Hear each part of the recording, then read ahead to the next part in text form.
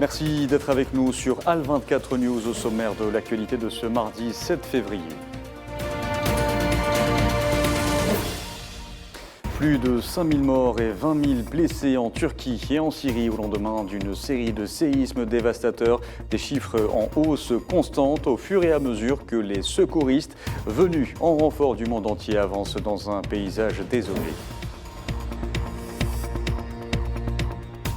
L'Algérie est l'un des premiers pays à avoir répondu aux besoins urgents de la Turquie et de la Syrie suite aux séismes dévastateurs. Des équipes de secours sont depuis hier sur place, en plus des aides humanitaires. Proche-Orient, il avait à peine 17 ans. Hamza Amjad al-Ashqar inscrit son nom au tableau des martyrs palestiniens, victimes de la barbarie et de l'occupation sioniste. Et au Burkina Faso, au moins 25 personnes, dont 3 policiers burkinabés, ont été tués dans une attaque terroriste contre la commune de Bani, dans la province du Sénou, dans la région du Sahel burkinabé.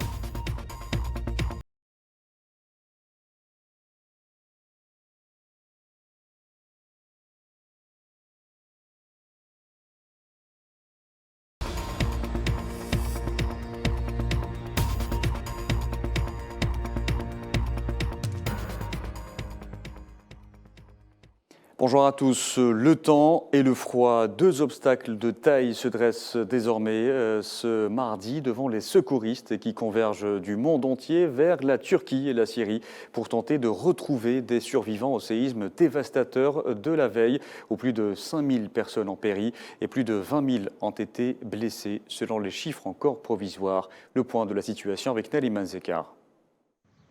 C'est une course contre la montre qui est lancée depuis hier pour retrouver les survivants enfouis sous les décombres des bâtiments détruits par le séisme.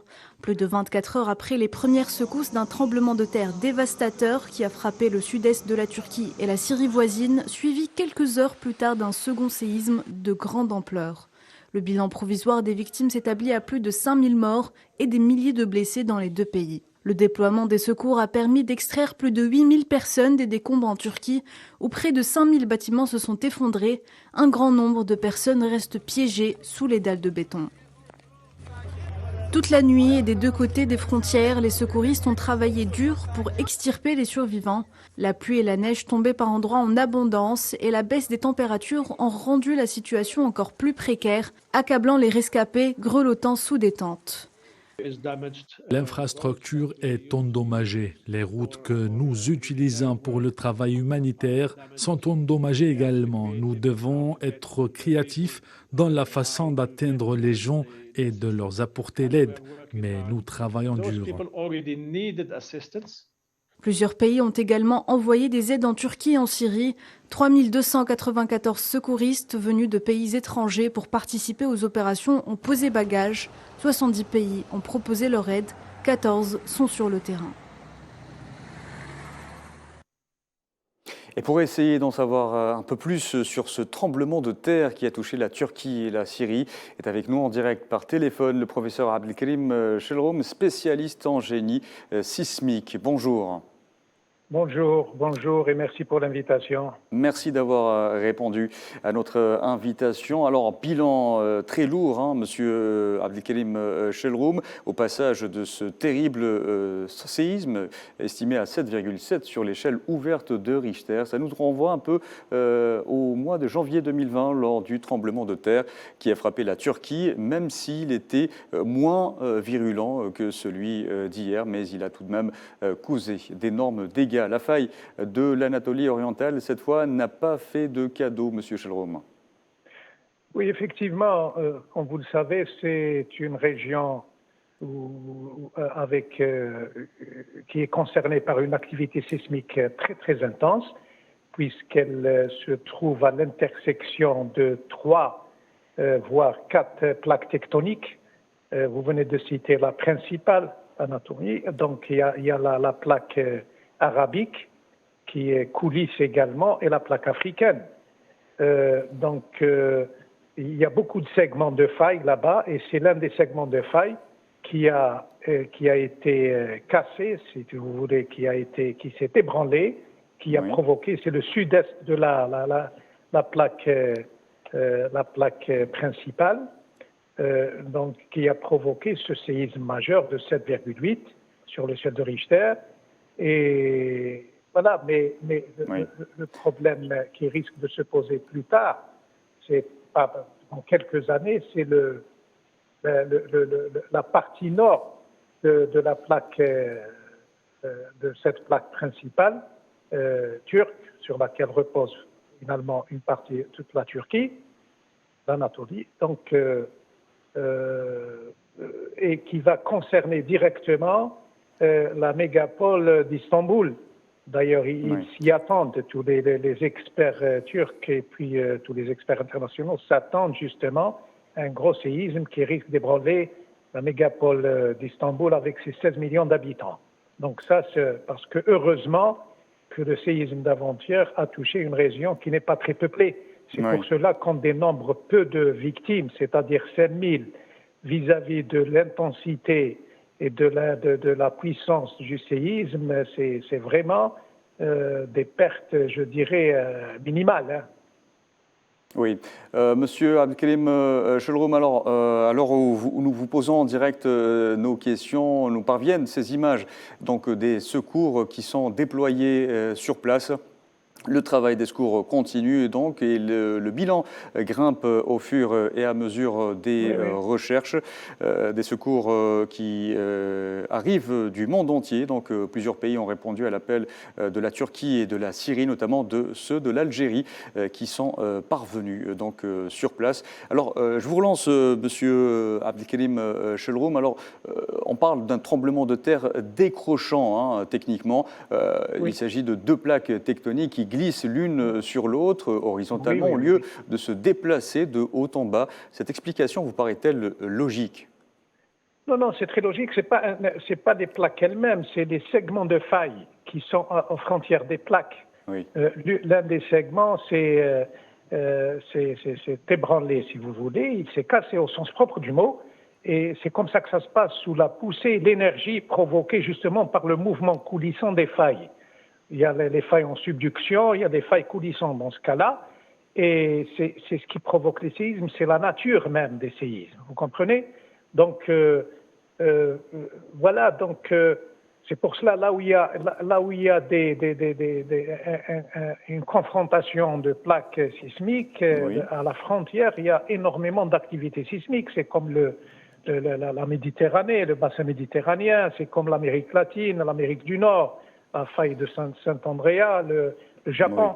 Donc tout ça, c'est la dérive, comme on dit, des continents. C'est la théorie qui est plausible maintenant, qui est prouvée scientifiquement et techniquement.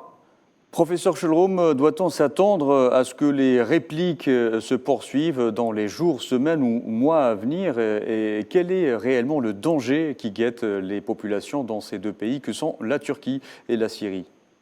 Ben voilà, vous savez, les répliques, elles vont durer probablement des dizaines de mois, des années, peut-être une année, 2 années, parce que c'est le rétablissement, si vous voulez, de l'équilibre des plaques au niveau de la frontière. Et là, ça demande, il y a des mouvements, il y a des affaissements, il y a des vibrations, et les répliques, c'est toujours moins que le choc principal, c'est normal. Toujours moins de 7,8, mais nous avons enregistré dernièrement, hier je crois, des répliques à 6,8, 7, voire 7. Donc c'est pratiquement des séismes. Donc le danger demeure réel. Le danger, les répliques vont probablement terminer le travail du choc principal. S'il y a des bâtiments qui ne sont pas, et j'ai pu remarquer le constat visuel, sur les vidéos qui m'ont été envoyées par mes amis là-bas, turcs, ça prouve une chose, c'est que l'ensemble des bâtiments qui se sont écroulés ne sont pas conçus selon les normes parasismiques turques. Très bien. Vous savez, la Turquie, elle a un règlement parasismique assez développé de 3e génération qui a été appliqué pratiquement, et ça je le sais, sur l'ensemble des grands ouvrages à Istanbul, Ankara. Mais là, dans cette région-là, me semble-t-il, comment dirais-je, cet effondrement, cette ruine des bâtiments en forme de millefeuille, comme on dit, le comportement millefeuille, prouve qu'il n'y a absolument aucune norme parasismique au niveau des structures, imposées au niveau des structures, comme les contreventements, comme les dimensions des poteaux, des poutres et tout ça. Donc ça prouve, c'est ce qui s'est passé exactement à Bou Merdas le 21 mai 2003, au niveau des différentes localités de Algérie, Corso, donc, oui. des Isères, de Bou Merdasville. Voilà. Ouais. Merci beaucoup, professeur Abdelkerim Chelroum, d'avoir répondu à nos questions. Je rappelle que vous êtes spécialiste en génie sismique. Donc, le travail des secours s'annonce périlleux, comme vous venez de le voir à travers ces images que nous vous avons retransmises en direct. Les secours qui, je vous rappelle, affluent du monde entier. Et suite à ce séisme, les Nations Unies ont lancé une intervention d'urgence. Le secrétaire général de l'ONU, Antonio Guterres, tout en témoignant son soutien au peuple de Turquie et de Syrie, a indiqué que l'ONU comptait sur la communauté internationale pour aider les milliers de personnes affectées par la catastrophe, dont beaucoup avaient déjà un besoin urgent d'aide humanitaire dans les zones où l'accès est difficile.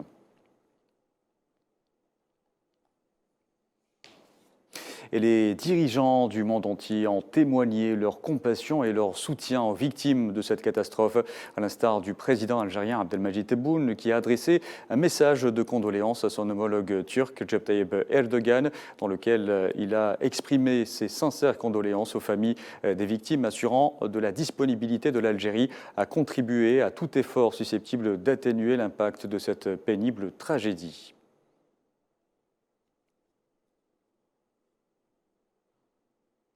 Abdelmadjid Tebboune a aussi présenté ses condoléances à son homologue syrien, Bachar el-Assad, suite à ce séisme dévastateur qui a frappé son pays également, causant des milliers de victimes et d'importants dégâts matériels. Et une fois encore, le président algérien a tenu à lui assurer aussi, ainsi qu'au peuple syrien, le plein soutien de l'Algérie, gouvernement et peuple, et sa pleine disposition à contribuer à tous les efforts à même d'atténuer l'ampleur de ce drame.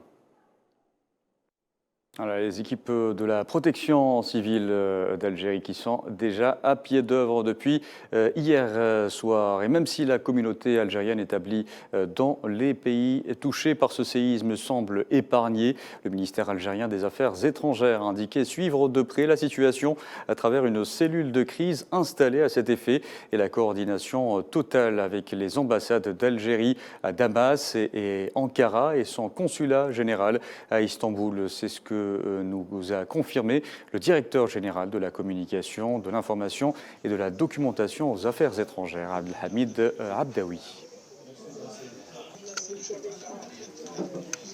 Depuis ce matin, nous sommes en alerte pour le suivi de la situation de la communauté algérienne, aussi bien établie en Turquie qu'en Syrie.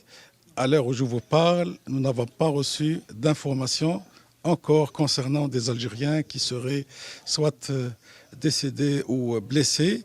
Nous avons reçu quelques informations concernant des habitations d'Algériens en Syrie qui auraient été endommagées par le fait de ce tremblement de terre, mais sans perte humaine jusqu'à présent.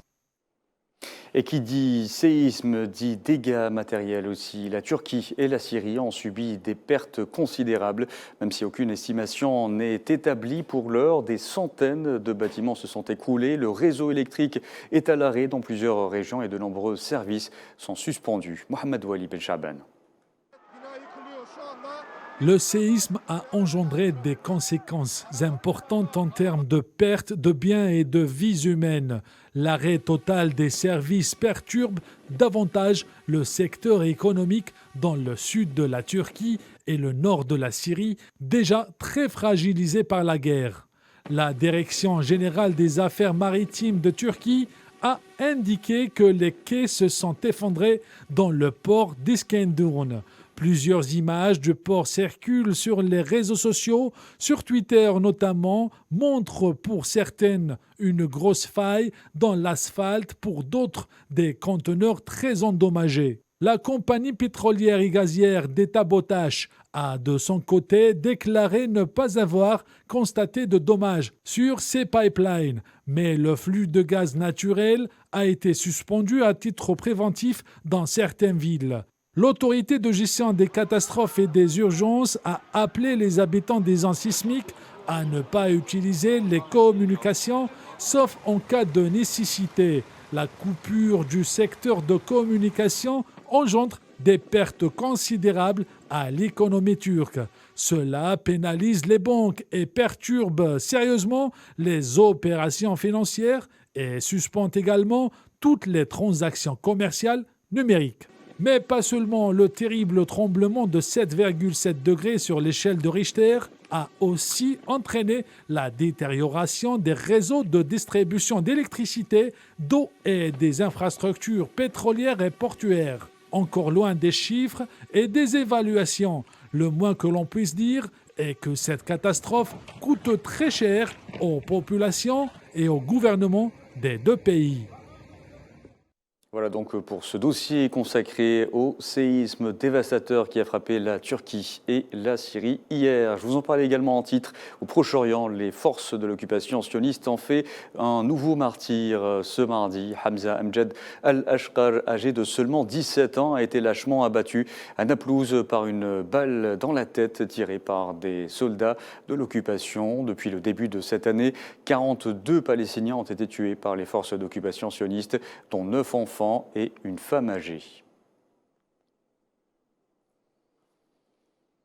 Dans l'actualité aussi, c'est la première fois qu'un ministre russe des Affaires étrangères se rend au Mali. Cette visite, qualifiée de haut niveau par les autorités maliennes, s'inscrit selon elle en droite ligne du choix politique opéré par le gouvernement de la transition d'élargir et de diversifier les partenaires stratégiques. Reçu par son homologue malien Abdoulaye Diop, Sergei Lavrov doit évoquer avec les plus hautes autorités de la transition la sécurité au Sahel, mais aussi l'élargissement de la coopération russo-malienne dans les domaines du commerce, de l'économie, des investissements, des réserves minérales, de l'exploration géologique et de l'agriculture.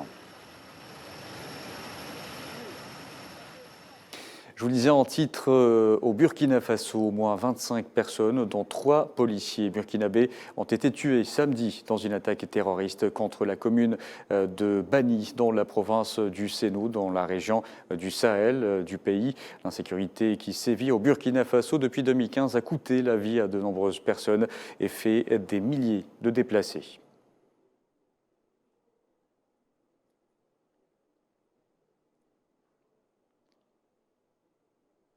Allez, direction la France à présent, où l'intersyndicale organise ce mardi une 3e journée de mobilisation contre la réforme des retraites. Le bras de fer gouvernement-syndicat se poursuit. Les opposants à la réforme des retraites entendent inscrire leur mouvement dans la durée pour convaincre le gouvernement de renforcer, à reculer l'âge légal de départ à la retraite de 62 ans à 64 ans. Et il faut savoir que plus d'un salarié sur 2 des raffineries Total Energy était en grève ce mardi à l'appel de la CGT. Selon la direction, entre 75 et 100% selon les sites, a estimé le syndicat.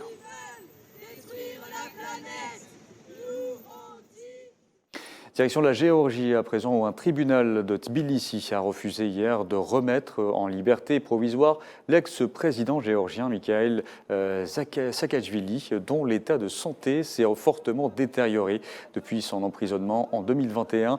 Lors d'une audience retransmise à la télévision, le juge a décidé de rejeter la requête des avocats de l'ex-président qui purge une peine de 6 ans d'emprisonnement pour abus de pouvoir. Dans l'actualité également, l'armée nord-coréenne a déclaré qu'elle allait étendre et intensifier ses exercices militaires en vue de la préparation à la guerre, selon les médias d'État, à l'approche d'une importante parade militaire. Cet engagement a été pris lors d'une réunion tenue hier sous la direction du dirigeant nord-coréen Kim Jong-un à la suite d'exercices aériens conjoints de la Corée du Sud et des États-Unis la semaine passée. Et c'était la dernière information de ce journal. Merci à vous de l'avoir suivi. Vous pouvez revoir ce programme à travers le site d'Al24 News ou nos différentes plateformes en scannant le QR code qui s'affiche en bas de votre écran. Excellent après-midi.